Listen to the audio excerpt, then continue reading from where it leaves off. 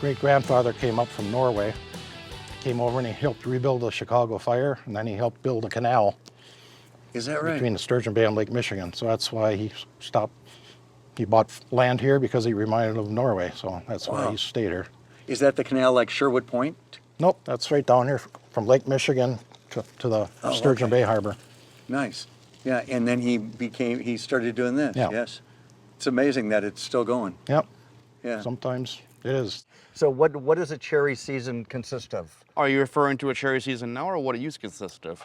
Let's go back to what it used to be like. Back in the day, as my dad was talking about, when we had them, but it was mostly Montmorency cherries here. We had a few sweet cherries here. The cherries would get mechanically harvested using something called a cherry shaker. Okay. I used to be a tart puller on a old style shaker, and what that entailed was a shaker would pull up next to a tree. There would be a shaker head that would come out there and grip onto the tree itself with like some soft rubber clamps, and then there was two tarps that would roll out around it there, and I was one of the individuals that was operating that? Operating that. How old were you operating that? Oh, 12, 14. 12, really? Oh yeah. Was it really fun? Amazing.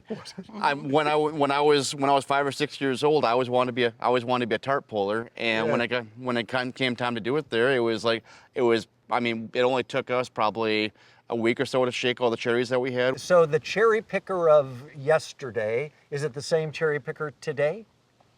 Well, the cherry picker of yesterday would have been people coming from all over the United States coming to harvest. Like back, I want to say, like Dad said, the cherry shaker came to Door County in 1960. Before that, everything was handpicked. There would be migrant workers from all over the country that would come in. During World War II, there was actually POWs that would come and help pick cherries. Really? And my grandma, being full-blooded German, there, she was, she had some stories to tell me. I bet. It was kind of an odd situation, if I say so myself. Yeah. And you just did. And I just did. Didn't you? There you go. And the shaker, you told me before camera rolled that your grandpa had one of the first here. One of the first in Door County. Where did he grab that? Where did he get it? Do you have any idea? It's a Brilliant brand from Brilliant. Brilliant, sure. Not that far from here, Brilliant, Wisconsin.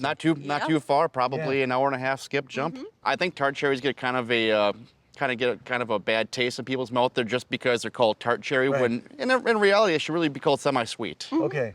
A fully ripe tart cherry is honestly, to me, better than a sweet cherry. When would I have to come? We are here on June 5th talking to you guys. When would I have to come back to experience a really nice tart cherry? A month and 4 days. A month and You're really specific. Can I put it in my calendar? Go ahead. Give or take a week after the 4th of July. You could remember it that way. Were you raised on a farm? Were you raised in an orchard? I wasn't raised on a farm. I was raised in the country, though. And my grandparents actually had sold pumpkins. They had a pumpkin farm.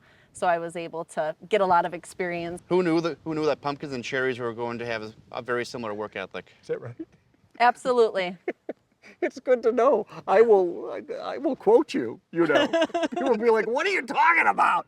Last year, one time, Skip forgot that a huge bus from South Dakota was coming, and all of a sudden, the biggest, almost brand spanking new travel bus just came and parked right in front of our house. Company. And I went, Skip, were we expecting somebody? Oh, honey? Well, I was. All these people came out, and they just absolutely loved it, enjoyed themselves. How does that work? It was So great. you give them a bucket? Or do you and say, just bring it back when you're done? And do you weigh it then? Or how does that business work? Volume. Volume. And we do it by the bucket, yes. So back in the day, we use a lot of the same buckets that they used back before the cherry shakers came along there. And a little trick of the trade, if you're getting paid by the pail and not paying for the pail, the first thing that pickers would do once they get a brand new bucket is they would take the biggest rock they could find that would fit in the bottom of the pail, and they would bash in the bottom of it there to put a little heap on the inside. Oh, there you go. Because you got paid by the bucket. You got paid by the bucket for picking. And those same buckets still have all those dents in that we use today. I got pretty good at spinning a cherry pit too. Did you? I think there might be some people better in the audience here, but My dad was a cherry pit spit champion up at the Fish Creek Winter Games a number of years ago. Nice. If you look hard enough on Facebook, you can see that. You can find that picture. And do you know how far he spit the pit? 39 feet, some amount of inches. Not really. 39 feet? 39 feet. And I think I got him beat.